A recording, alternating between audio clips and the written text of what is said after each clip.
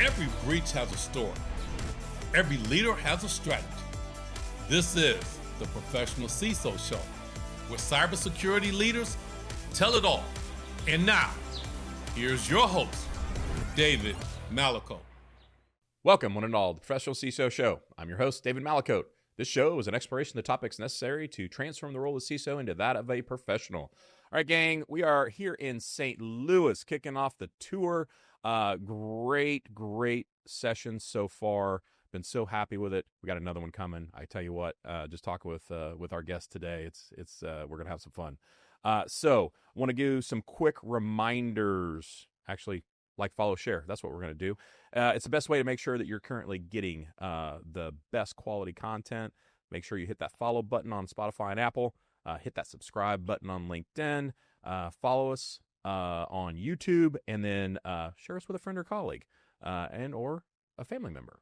All right. So please welcome Moses Bulus. Thank you. How are you, sir?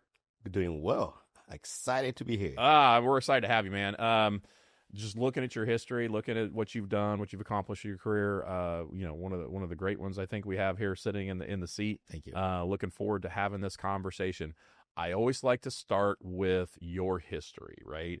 Because I think it plants kind of your story in people's heads as we go forward. What I really like to concentrate on is, where did you first connect with technology? And then kind of where did security, if it didn't come in at the same time, where did security come into your career or your life? And then kind of talk us through of how, kind of where you got to today. That's great. So I studied in technology, for a long time, since from high school. Right after high school, I had my first computer. But in college, I studied computer engineering. And I had the opportunity to be a developer. And I got bored developing. And I got into network engineering, server engineering, right? When security became a thing, I'm like, this is really fun. Because I was doing security before security. I didn't even know I was doing security because we were securing on-prem email servers, right? And we were putting them in the DMZ to secure them, ensuring nobody, we were doing cybersecurity without knowing we were doing cybersecurity. Back in the days. Yes. Love it. Okay. So from that path, so you developer, number one, pretty interesting. So not I say traditional, but typically we find most folks usually come from infrastructure, right? So you did some coding and then moved into the security realm. Where did it take you from there? Like, what was the path? Because obviously doing the work, right, as a technician, where did you move, and how did you get into kind of the leadership and executive roles? Yeah. So when security started becoming a thing, I decided, let me go get a master's in cybersecurity. I had a, undergrad, in computer engineering. Right. I decided to go get a master's in cybersecurity, but my company gave me an opportunity because there was nobody doing cybersecurity. So I was the first cybersecurity person to create the program, the strategy from the beginning. That's awesome. Love it. Okay. So talking more beyond just the building of the program, again, that's a lot more kind of technical. Move that into the executive role. So obviously you've had to learn, you've had to expand kind of your skill set. How does that look for a technical professional that kind of builds programs into that next step, which is CISO? Now I'm a person sitting in the room, in the critical conversations. So I would say, whoever you report to is critical, because I had the opportunity. I had great leaders, great bosses in the past and current. So helping you build that business knowledge, giving you that exposure and at a very early stage. Because even when I was an engineer, a network engineer, a server engineer, I had the opportunity to present to the leadership. And I had the opportunity for leadership training at the early on. And my master's degree, gave me a different exposure. And in attending seminars, conferences, do not just attend a technical conference. Right. Go to a business conference, business seminars, especially if you're in a technical field. So this exposure has really helped me at a very early age. Do not just sit back and, focus on technical stuff. You need to, widen your horizon. Do you think it's ever too early for a security professional to develop or be purposeful in developing those business skills or those non-technical skills? No, I think you have to start from day one. Okay. If you're not having the opportunity in your company, talk to your boss. Say, I would love to be involved in the business. You might have a great boss that would be happy. He would take you to business meetings. He will be, he will expose the business strategy to you. Not, because at that stage, you start understanding the business operation, how the business make decision. Right. When you understand how the business make money and how decisions are made, it helps you now put it in a different perspective, especially if you have to protect the business. Right. All right.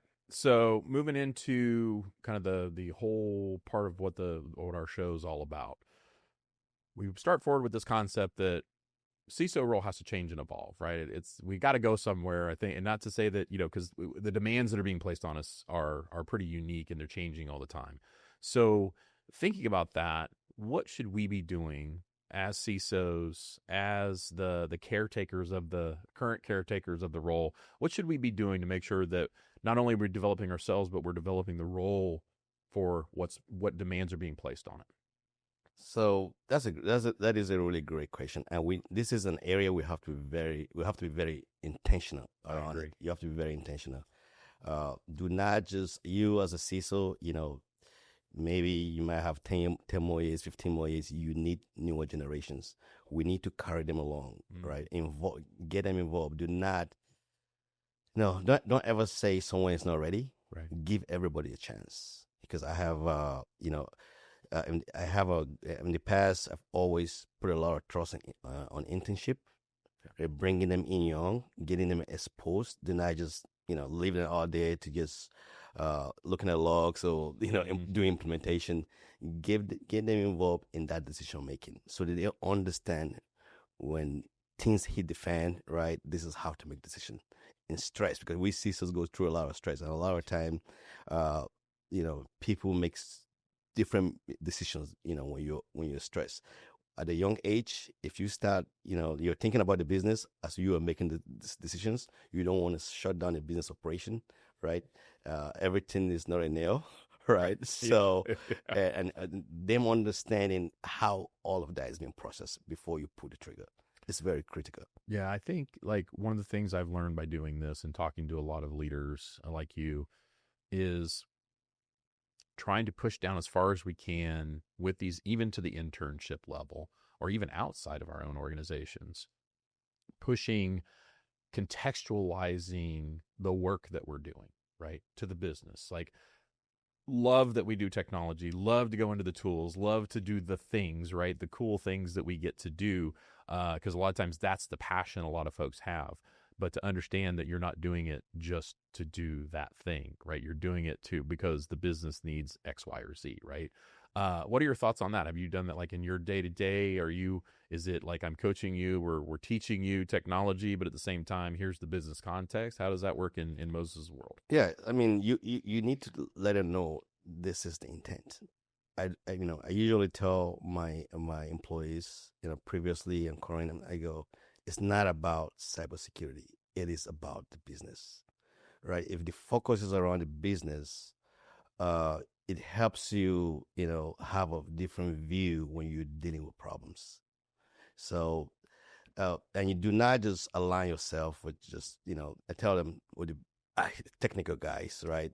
Make sure you're embedded into the business. People in finance, people in HR, people in engineering, people in sales, people in marketing, over time, if you look at my network, I have a lot of closest people in the business. And you have to build that network so that you can have that, leverage, even when you need help, right? These are the people that will support you.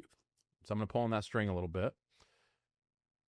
I have found as I've mentored, I taught at a university or a college for a little while. I found there's like a shyness when it comes to the networking aspect, because networking is key. Don't get me wrong. I'm going to agree with you 100% more and probably 150%. What advice would you give for younger folks that kind of feel like networking can kind of be a little bit of a dirty word, right? Or give you a little bit of a dirty feeling, like you're going out there kind of expecting something out of people potentially, like that's kind of how they feel about it. What advice would you give them? So my advice is, think about this as your future.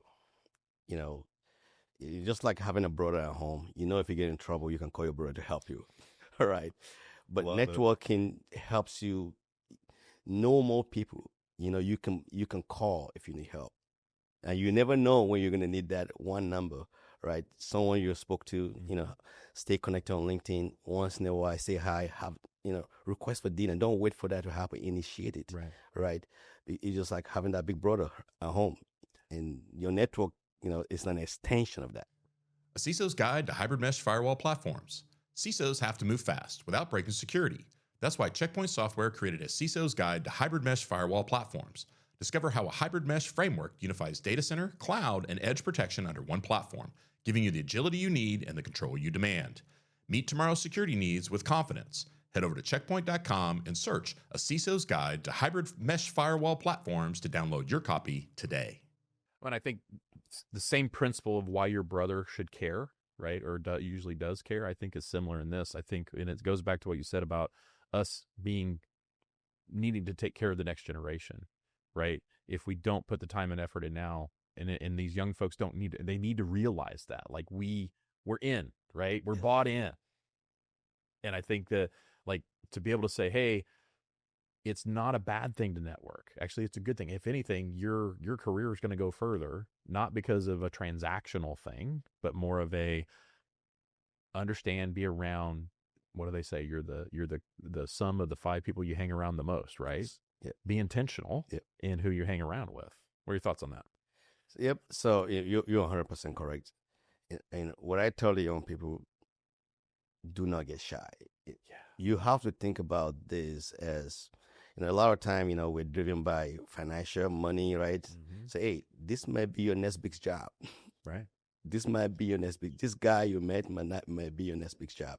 So if you think about it that way, it probably helps you because you say, follow the money, right? Yeah. So, no, I mean, try not to make it transactional, but at the same time, you know, if you didn't know them, would that opportunity potentially be there? Yes. Probably not. If not, maybe it might never be there. Right. So think about it as your future. It's not about, you know, when people are shy, you know, sometimes they shut down. Yeah. They don't think about the positive side of it. But when you start thinking about, okay, this guy might be my key to my next big job, right? So the young people who start thinking that way, it goes a long way. And I think the master networkers will tell you that it's not necessarily the direct connections that are the ones. It's because you have connectors that are in there, the people that can connect you with people. I have folks all the time. They're like, hey, do you know mid-level security analyst? You know, they ask you, I'm sure you get asked that, you know, quite a bit as well. Like, hey, I'm looking for this type person. That happens in the CISO chats all the time, right? Yes. Or I've got this person that they worked for me, but, you know, they decided to move on or whatever, but they're looking for their next gig. Totally agree. I think we do need to try to kind of take, I don't want to call it stigma out of it, but like there seems to be a lack of that sounds bad, but like maybe not understanding that it's okay. Yes. Right. It's a journey. It's a journey. It is a journey. Yes. But I can tell you just from my own journey, I wish I would, you know, wish in one hand, but I wish that when I was younger that I did, because I've seen the value more here recently than I ever have before in my life. Yeah, and some people, it comes natural. It does. Right? Some people, it comes natural. I must say it came natural, but I was very intentional because sometimes you can get lazy. Yes. You don't want to, you know, go to lunch with someone, don't want to, you know, you can get lazy, but you have to be very intentional. Even for those that come, you have to put in some work in that networking. Yes. I like the intentionality that you're talking about. Okay. So I got to give a little bit of a shout out here for you. You are a University of Missouri Columbia graduate for your undergrad, yes? And I would be remiss if I did not say MIZ. ZOU. Oh, yeah. So I'm shouting out to my daughter, Mary Grace. She's a senior at Mizzou, so I had saw you come across, and I was like, oh, yeah, got to say hi to Moses. And we've been up there many times, and what a great university, great campus. Yes. I'm sure you have some special times that you remember there. Yes, a lot of memories. Yeah, that's awesome. Yes. Love it. So, but I appreciate that.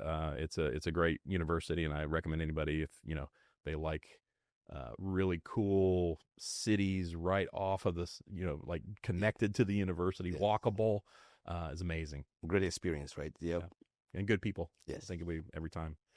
All right. So let's dive in a little bit here. We're going to go AI and data security, right? So things are moving fast. faster than what we can really kind of keep up with, quite honestly. So, what are your observations up to the minute, up to the second? Like, what's Moses seeing in the AI and data security space? Yeah, so that is a good one. So AI have given organizations competitive advantage, has made organizations more innovative. I've given organization more efficiency, things that takes you weeks or months. Now you can do them within a day or within minutes or seconds. Yeah. All right. With that comes some risks, right? So, this is another attack surface, right? So we in the cybersecurity world, right? I think majority of what I'm seeing in the industry, this is a top-down approach. Basically, the CEOs are coming, they are seeing how other organizations are using AI to gain competitive advantage. They're using the way other companies are using AI for innovation. Right now, they're coming to your CIO saying, "Tell me how we can use AI. Or, I want these initiatives. I want this, being done with AI." Right. So, to be frank, I think there's a lot of catch up being done. Yeah. So, and data security is crucial in this aspect because AI, feed in a lot of data, big data, right? You have to pump so much data into it. So one-on-one data. And I would say, and it's not homogenous, right? This is data from everywhere across your organization or even outside of your organization, right? So you're talking about on-prem data is within your four walls, right? And in cloud data is outside your four walls, right? So you're talking about, data is everywhere. With digitalization has brought a lot of challenge and also opportunity within the cyber world. Things that used to be behind your firewall, you can easily protect. Now, data is everywhere. Right. So AI, definitely have brought some challenges. Data security has been something that has been around from day one. Basically, it is access management. How good is your access management, right? Right. I mean, your company may be 100 years old, and you have this file servers that has been sitting there. When last have you reviewed the permissions? When last has someone got lazy and just gave access to everyone to a folder, a critical folder in the organization? Or you were just testing. Or you're just testing. And they never put it back. And then they put it back. So this is a legacy problem, but what AI has done has exposed that problem. Gen AI, with a prompt, within seconds, you can know exactly where any data is within an organization. With agentic AI, it is, is giving access to different sources, different applications. What level of permissions do they have? So we have both internal risks and external risks. When these tools fall in the bad hand, they can be used against you. Internal risks, people should not be knowing other information they should not know about within the organization. So if you have that kind of power, within seconds, you can identify where all of the critical data, confidential data within the organization and exfiltrate it within. So you got to think like a hacker. If you're a hacker, what will you do, right? So AI have given us a lot of competitive advantage, efficiency. At the same time, it has introduced some vulnerabilities within organizations. So, relative to the data security question that we're talking about, are there things that we can do? Because I mean, honestly, I think we even said this in kind of our prep just a little while ago. Like, we really haven't been doing it very well, generally speaking. So, how do we play catch up? Do we play catch up? Like, what can we do? Are there things we can do right now to really help ourselves to bridge that gap? Because it's only getting bigger, I think, at this point. Yes, I agree.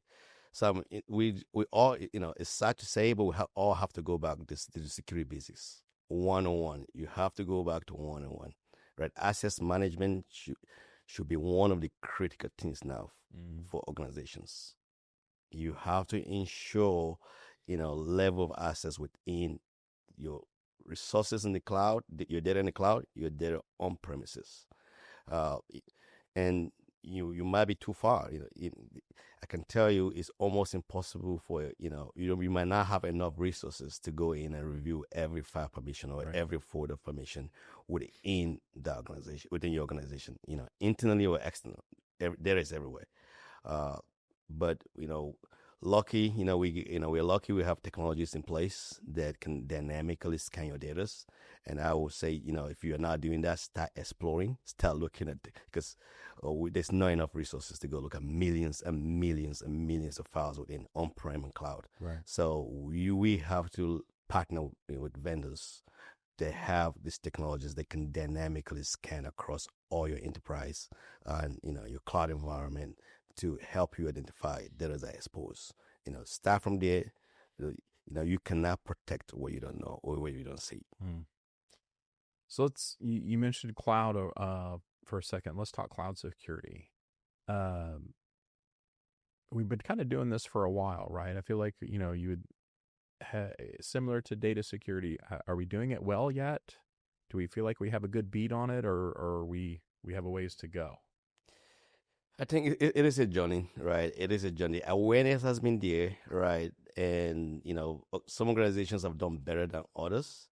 But if you are a global business, right, and you got, cloud instances everywhere, do you actually have good governance around it?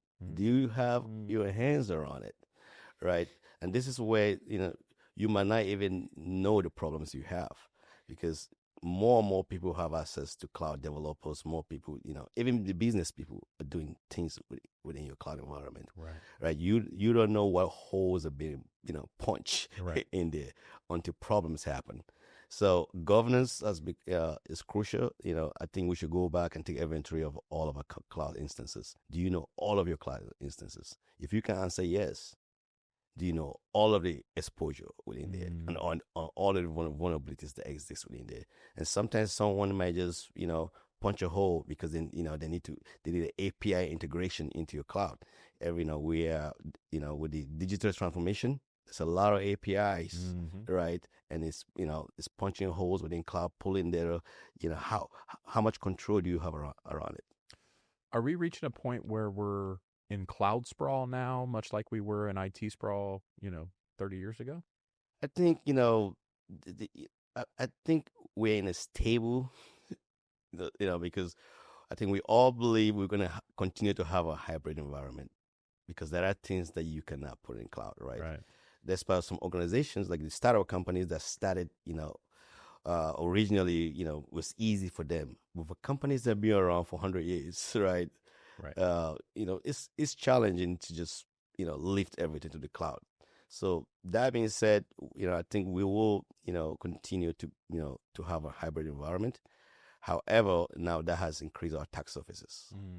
Right now, with on-prem, you only have on-prem to, like I say earlier, to protect. Now, you're not talking about just one cloud instance, especially if you're in a global company. You're talking about so many cloud instances.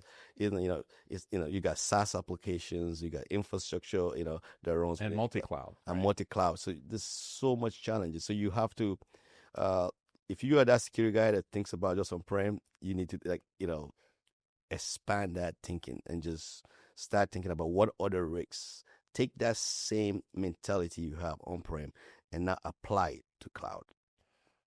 So, and you mentioned we're going to be in hybrid for a while, if not ever, right?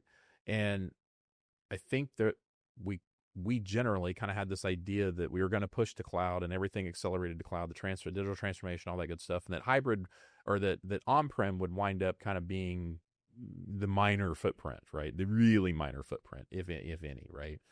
And obviously we're not seeing that. So as security professionals, is there things that, do we need to take a different approach? Do we need to, because the skills are different, right? Yes. So kind of what are you seeing? How are you managing that in your mind of, okay, how am I going to make sure that I have the right skill sets relative to the right tool sets, relative to the right, for the exposure that I have based upon this now kind of sprawling in both areas, quite honestly.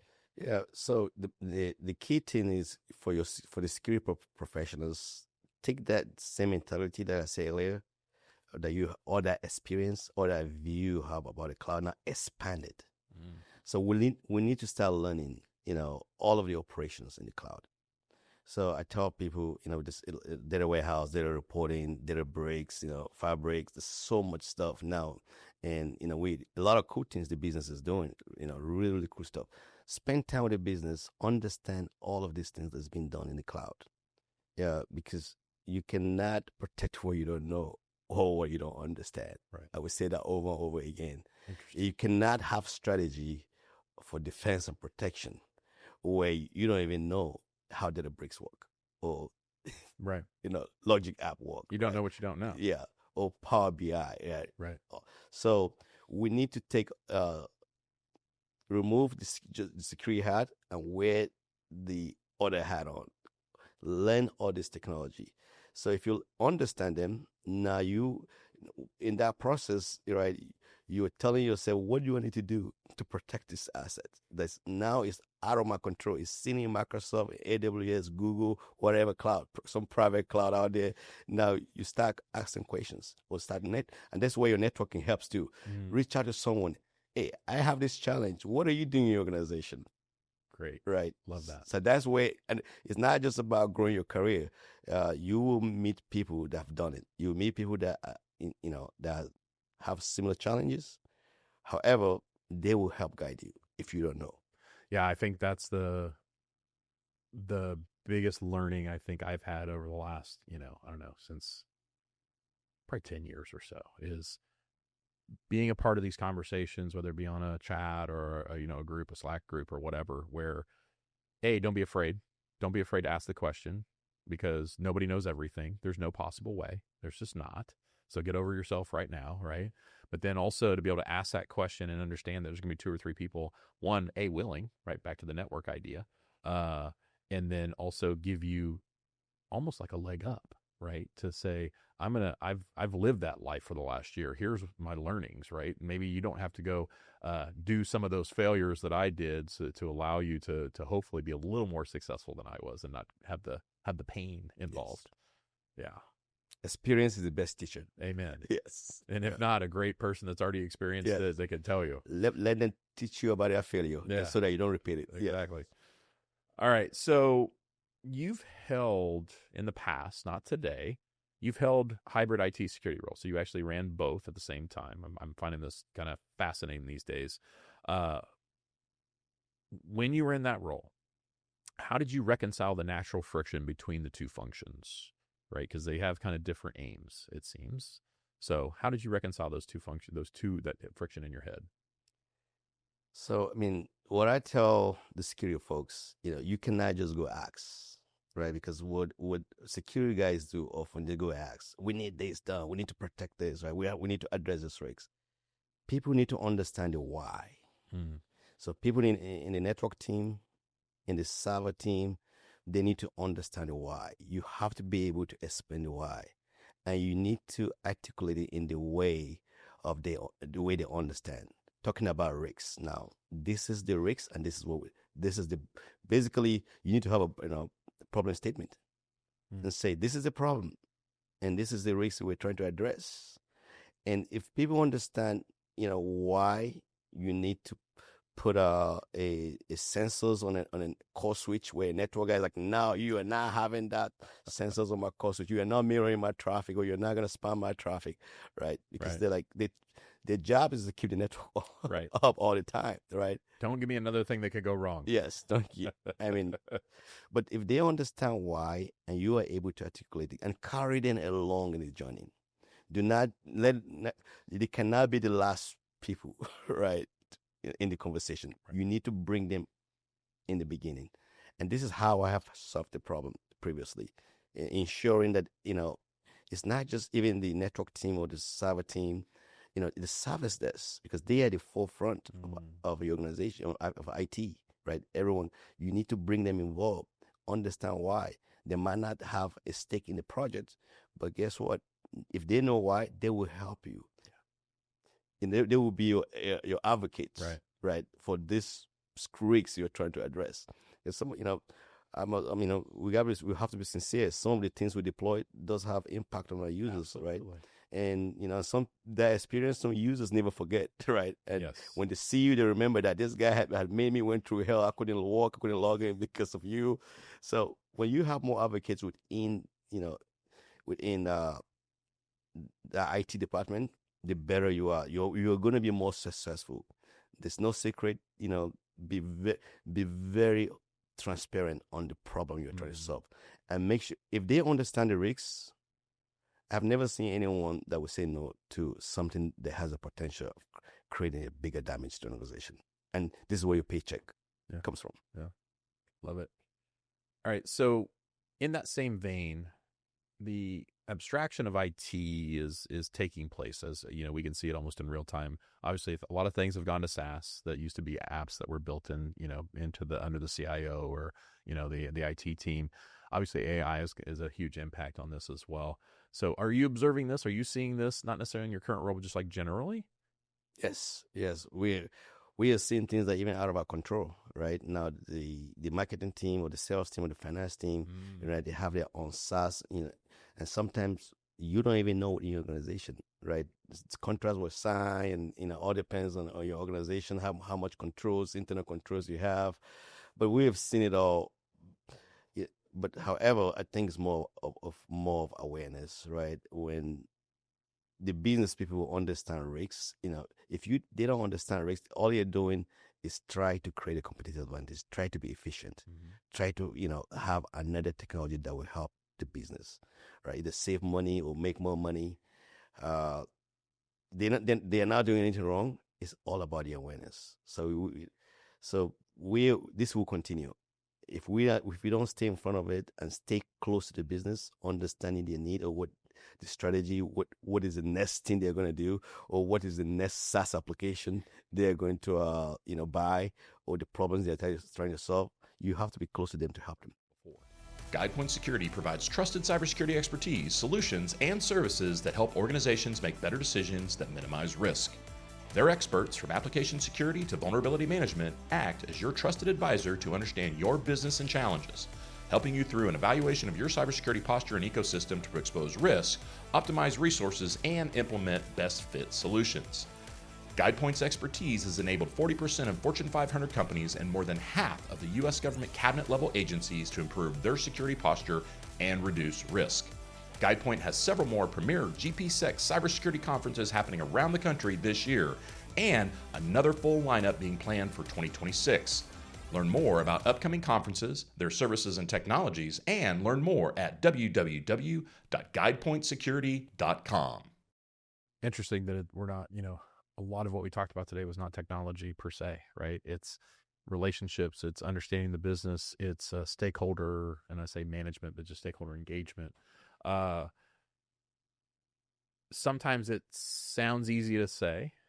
So in practice, what conversations are you having to make sure that you're in that room, you're brought in early, it's something that you're welcomed into the room? Like what is your approach to make sure that happens? So number one is you have to be very approachable. You have to be approachable.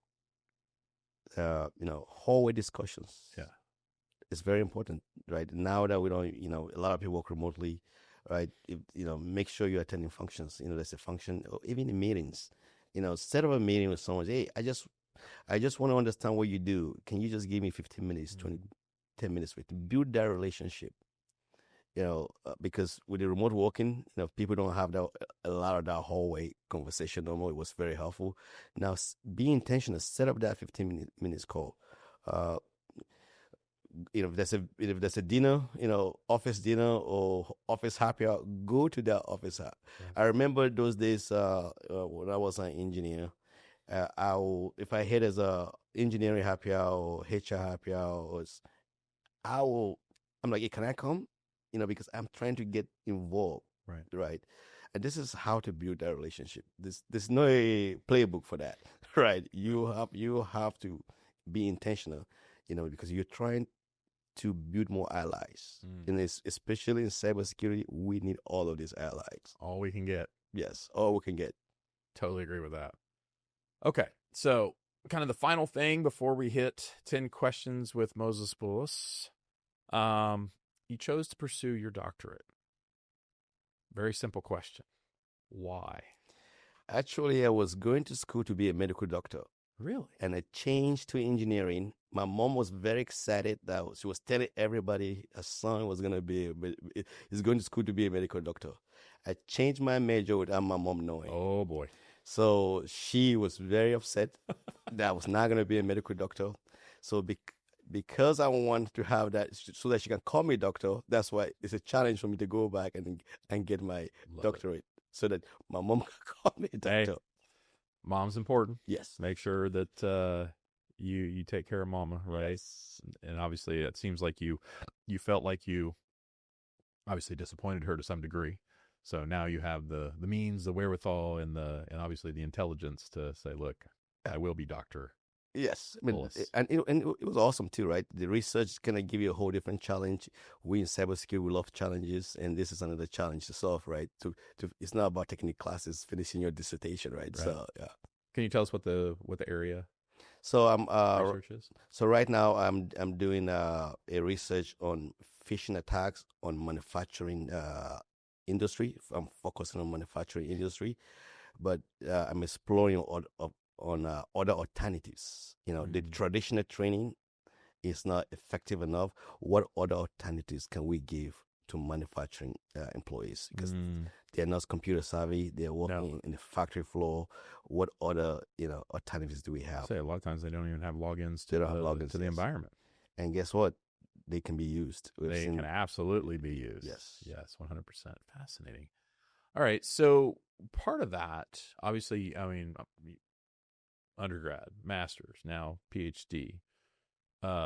You've seen a lot of education relative to cybersecurity, technology in general. Can you speak of, because I think you sit in a unique space, right? Because again, doing all this, the challenge of traditional education kind of trying to keep up with the fast pace, because we just talked earlier about AI and data security, right? Now, how fast that is. Can you kind of talk about that balance, right? So I think there's a space for traditional education. Obviously, it's not like the answer is no, but it tends to lag behind. So how can we work with that to reconcile it, or at least, kind of make it usable or valuable? Yes, that's a great question. I mean, going to school is not for everybody, but you have a lot of smart people out there. I know a lot of smart people that don't have a degree. Agreed. So we have to give an opportunity. Stop looking at just because when you say you have to have this particular degree, you are limiting. Right. You're limiting yourself. Education is great. If you love this challenge, please go do it. However, we need to give other people opportunity. As long as you like to solve problems. Right. If you're curious, in cybersecurity, curiosity is the main thing. I've taken someone that have psychology degree, or I have someone that went and studied movie media, and guess what? I made him to be one of the best cybersecurity guy without zero IT experience, zero cybersecurity experience. So there are so many people that are smart. We need to leverage them. Do not just look at, their degree, their paper, and limit, because you might be limiting yourself. You might be missing someone very critical to your organization. So we have to have that open mindset. So that takes me to a question of, if we have a way that we do things today that has maybe kind of that bias that you're talking about, because it's really the only kind of word I can think of that makes sense there. How do we think? What are some of the things we can do to start thinking differently, right? Like, if we have these processes, do we need to change the processes to say, or is it the requirements based? Is it, we can always go back to every CISO has to have a CISSP, right? Idea. Right? Is that necessarily necessary? That didn't sound weird, but is that necessary? So is it, we have to kind of attack the structures of the rigor, or is this we can do it in our own way without necessarily challenging how the structures exist? That makes sense. Yeah, it makes sense. I mean, I think we have to challenge the process, right? Because traditionally this is the way things have been done for a long time, right? And change. Look where it got us. No, sorry. Change is a big thing, right? Right. And you as a leader, you want someone that can get the job done, right? Someone that have a level of thinking. I mean, I need someone that can think out of the box, right? And you don't have to go to school to think out of the box. I've seen a lot of people that their thought process, they don't even have a degree. I'm amazed. Well, I mean, a lot of times you don't get taught thinking outside the box in school, quite honestly. Yes. Yep. It's something you learn. It's out of experience. Right. So I would say give those people an opportunity to interview. Talk to them. Within 5 minutes or 2 minutes, you can tell. You're gonna know. You're gonna know. Yeah. So give them the opportunity. Bring them in. Do not just limit your search. Right. Give those people without degrees, an opportunity. Talk to them. Have conversation. Love it. All right, it's time. 10 questions with Moses Bulus. What's your favorite word? Love you. Nice. What is your least favorite word? That's a good one. Oh boy, there's the F one. I got you. Yeah. Well, we know what a later question's not going to be. Anyway, what area of your work do you find the most interesting? Working with people, meeting people, and solving problems. What area of your work is the most challenging for you? That's a good one. That's $1 million question. Of course it is. All areas is challenging, right? Because as a CISO, every minute, right, is not guaranteed. We are being faced with one big problem solver. Yes. Yeah. So you never know, what is going to hit you. And that could be the biggest challenge in and of itself. Yes. Gotcha. Love it. What sound or noise do you love? I love the ocean sound. Yeah. What sound or noise do you hate? You know what? When I'm sleeping, I hate the bang sound. Yeah. Oh, yeah. What's your favorite curse word? Damn. I love the way you said it too. What profession other than your own would you like to attempt? Thinking back, because pandemic has created, gave the CEOs a lot of a challenge that they have never, dealt with, I think that is a profession that I would be interested to, because I love challenges. Yeah. Because I've seen CEOs struggle in pandemic to make decisions. Decisions were made in the fly. Right. So I think that I think a lot of CEOs never even thought of having to deal with those situations, and it was very interesting to see how so many CEOs were making decisions in the fly every second. Decisions were changing because of pandemic. Love it. Yeah. What profession would you not like to do? Interesting. That's I always tell people it's not an indictment on this profession. It's just your personal preference. Definitely, I would not want to be, I love plumbers, but, I try to fix some stuff in my house. Yeah, brother. I'm way under there, so definitely. I always tell my wife there's a definitive limit of where my handy skills go. Yes. And I know exactly where it is, and then you make the call. Yes. Done. Totally agree. All right, final question. If heaven exists, what would you like to hear your God say when you arrive at the pearly gates? You righteous son. I want you to call me righteous. Yeah. You're a righteous son. Yes. I love it. Well, Moses, thank you so much for the time today. That was amazing. I truly appreciate it. Had a great time with this conversation. Obviously, love to laugh as well. Awesome. So, Thank you. Thanks for coming, man. Thank you so much. All right, gang. Colleagues and friends, I renew the call. It's time to professionalize the role of CISO. In the meantime, I wish you health, happiness, and success in your journey in becoming the professional CISO. Let's do this. This is not meant for you to sit back in your seat. It's meant for you to sit on the edge of your seat. Topics will be ripped. They will be stripped for you to reflect and then select. That's what we do on the Professional CISO Show.